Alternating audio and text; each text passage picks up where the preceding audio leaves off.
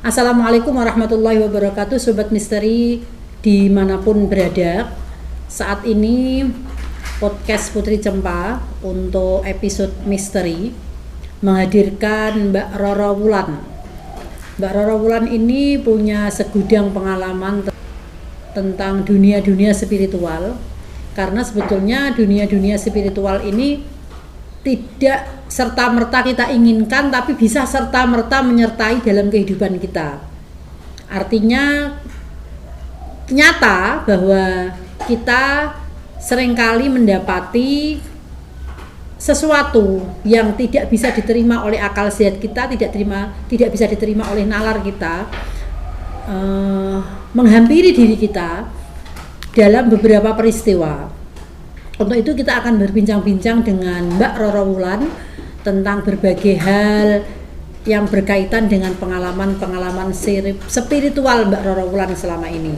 Mbak Roro Wulan, matur nuwun sudah hadir di konten misteri podcast Putri Cempa. Ya, terima kasih. Mbak Roro Wulan selama ini sehari-harinya kan seringkali menjumpai hal-hal yang kadang-kadang sering dia cerita sama kami para sahabatnya. Tiba-tiba ada suara gemuruh-gemuruh yang tidak terlihat, tapi ternyata setelah didekati suara itu hilang dengan sendirinya, kan begitu.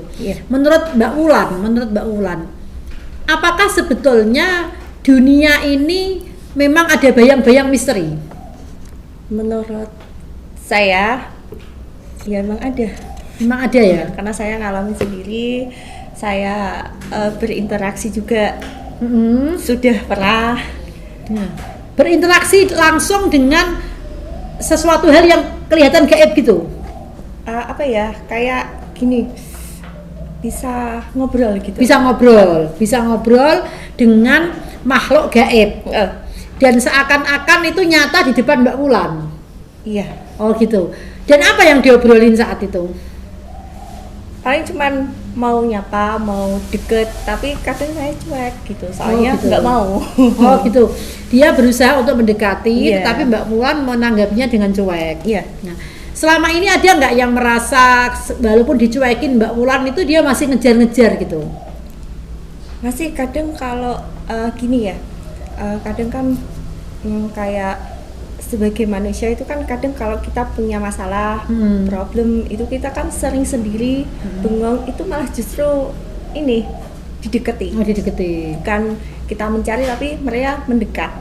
Tapi jujur gini Mbak Wulan, sepanjang saya bergaul dengan banyak teman saya tuh juga merasa ada chemistry ketika teman saya itu sesama yang tahu tentang dunia-dunia spiritualisme. Artinya saya nggak bisa kemudian akrab dengan orang yang tidak terbuka, misalnya mata batinnya gitu.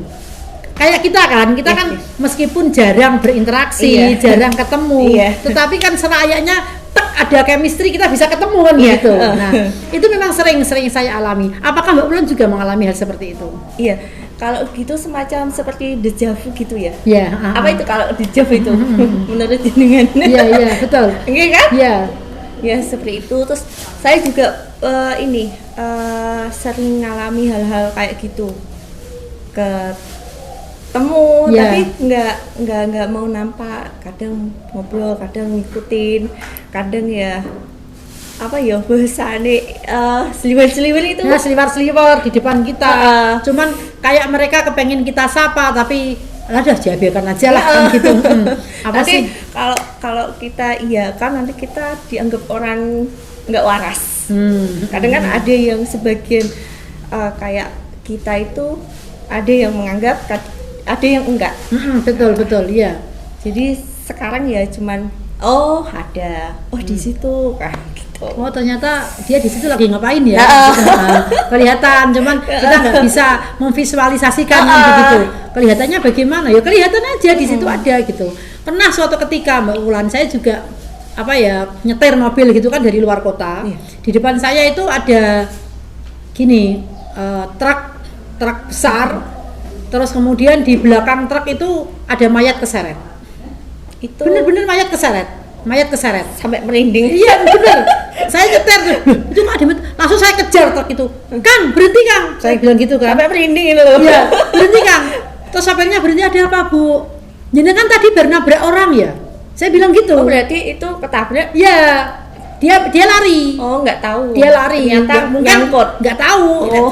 Atau tahu atau tidak saya nggak tahu. Cuman itu masih posisinya di belakang truk dan terseret. Padahal dia nabraknya di Cirebon, saya ketemunya di Demak. Merinding. Terus akhirnya sopirnya bilang begini, loh Ibu kok tahu? Bapak mohon maaf, saya melihat di belakang truknya Bapak itu ada mayat terseret. Berdarah-darah loh itu aku gitu. Terus dia langsung, ya sudah Bu, saya tak lapor langsung ke Itu polsek. apa mayatnya sampai? Nggak ada, itu kan hanya halusinasi. Oh, itu iya. bukan mayat nyata ya orang lain bisa melihat dong. Saya melihat gitu loh, terus tak kejar, tak tanya, itu dari mana kok? Oh, Bapak dari iya, mana? iya, Bapak tadi nabrak orang ya, saya ngomong begitu. Nah, seperti itu kadang pernah tak alami Mbak. Apakah Mbak Ulan pernah mengalami begitu? Saya juga pernah itu waktu ini jembatan Ploso yang baru itu Ya. kan belum disahkan. Saya itu sekitar jam 10-11 hampir ke jam 00 ngantar teman ke Pasuruan, ngantar pulang gitu. Nah pas lewat itu mau nganter itu pas di rumah saya itu udah kerasa ada di atas tuh kayak ada sosok yang gede Iya, gitu, iya. apa namanya nggak mau tahu saya. Pokoknya gede kok di situ ya. Terus akhirnya saya tinggalin kunci terus pergi kan nganter. Pas di perjalanan lewat pas di jembatan Ploso itu tiba-tiba kunci kontak motor itu bisa off sendiri. Sampai saya merinding terus Berhenti gitu? tak- Motornya berhenti dong? berhenti terus enggak, itu masih jalan. Masih jalan? Cuman enggak bunyi mesinnya. Oh gitu. Nah, tak tanya tuh, oh jenggu keluar gitu. Oh enggak gitu. Masa? Lah ini kok bisa off aku gitu. Terus akhirnya saya berhenti terus sampai di rumahnya. Oh, siapa ya? Gitu. Oh, ternyata tuh kayak tangan putus gitu loh. Jadi cuma tangan-tangan aja. Jadi nggak ada ini nih. Ketika Mbak Ulan mengalami seperti itu takut nggak? Dulu sih takut, tapi seringnya seperti itu enggak. Sama, betul. Aku Iya juga sih. gitu. Sekarang kalau dulu pas masih di pondok ya Mbak, masih di pondok saya pernah beberapa kali mengalami kejadian begitu. Kalau dulu masih takut. Ya. Tapi setelah hampir kejadian itu sering kali Sering. anggap ya biasa saja lah, Iya. itu juga makhluknya Allah. Kalau kita tidak mengganggu juga dia tidak akan mengganggu karena semua ada yang mengendalikan kan begitu. Iya. Nah, ketika Mbak Wulan merasa bahwa diri Mbak Wulan itu bisa melihat hal-hal yang orang lain tidak bisa melihat, apakah Mbak Wulan itu merasa bahwa itu suatu keanehan atau biasa aja? Saya ngerasain seperti itu sejak umur berapa ya? Kelas 1-2. SD. Ya SD.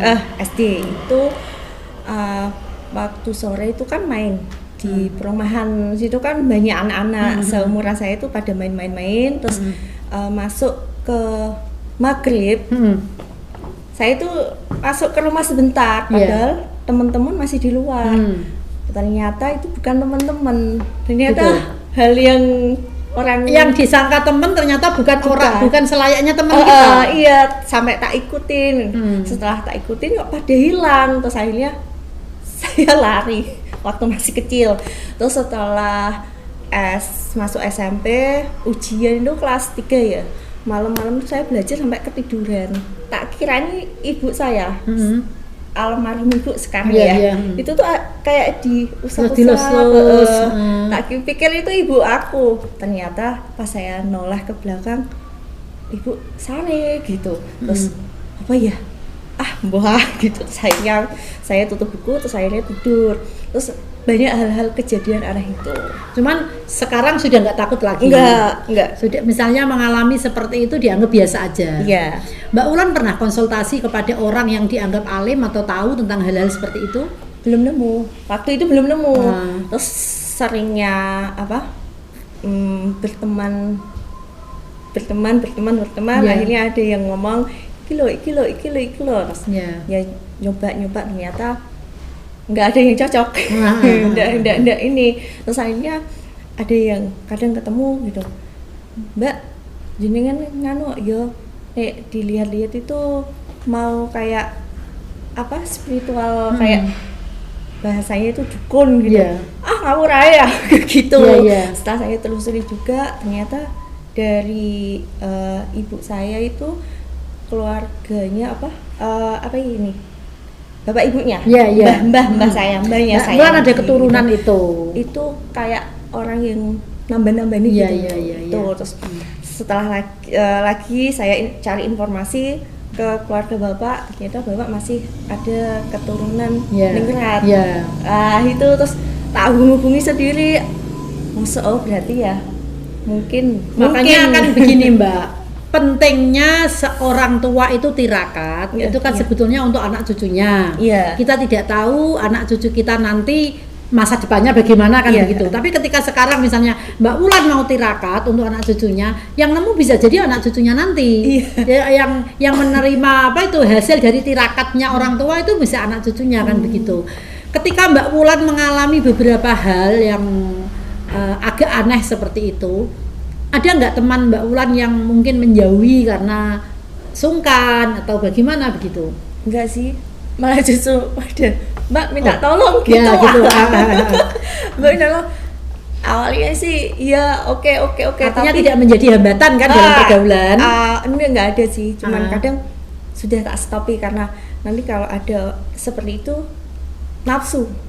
Nafsu semakin menekan, semakin nanti nggak bisa kontrol, sombong. Akhirnya saya agak ngekat berhenti untuk tidak vulgar. Akhirnya gak bisa. Dan orang-orang spiritual itu memang begini Mbak, mestinya apapun yang hadir di depan kita itu rahmatnya Allah. Kenapa ya Mbak, orang kok sampai melakukan perbuatan jahat seperti tenung dan santet? Apa sebetulnya yang melatar belakangi kalau menurut Mbak Wulan? Pada dasarnya intinya itu sakit hati, kecewa. Kecewa itu kan dibuat dirinya sendiri sih, tapi tidak bisa melampiaskan, nafsunya semakin menekan. Akhirnya timbul pemikiran-pemikiran yang kurang baik seperti itu. Itu kategori musyrik apa enggak? Musyrik ya, Pak. Musyrik ya, karena kan dia menghamba kepada setan kan. Iya sih, walaupun dia orangnya itu beribadah juga, tapi imannya karena kadang mereka orang-orang itu meyakini ketika tenung santet itu dari bacaan Al-Quran itu dianggapnya boleh. Padahal kan Al-Quran itu bisa memberi syafaat, bisa melaknat. Ketika salah menggunakan Al-Quran kan begitu, memanfaatkan Al-Quran bisa memberi syafaat juga bisa melaknat. Nah, orang-orang sulit memahami. Wong aku kok baca Al-Quran kok aku berdoa kepada Allah. Loh, memang betul, tetapi konsekuensinya kembali kepada dirinya sendiri. Kalau niatnya jahat ya kejahatan itu kembali kan begitu. Teman-teman dan sobat misteri di podcast Putri Cempa, demikian perbincangan kita dengan Mbak Roro Wulan. Mudah-mudahan ada manfaatnya dan memang kita sadari ya bahwa dunia kita ini tidak lepas dari pengalaman spiritual dan pengalaman supranatural. Untuk itu bekali kita dengan iman dan takwa supaya kita bisa menghadapi semuanya dengan bijaksana, dengan kuat jiwa dan raga. Terima kasih atas perhatiannya. Salam Putri Cempa, salam bahagia, salam sejahtera. Dan selayaknya memang seorang perempuan itu menjadi seorang Putri Cempa, putri yang cerdas, cantik, mandiri, proaktif, dan agamis. Assalamualaikum warahmatullahi wabarakatuh.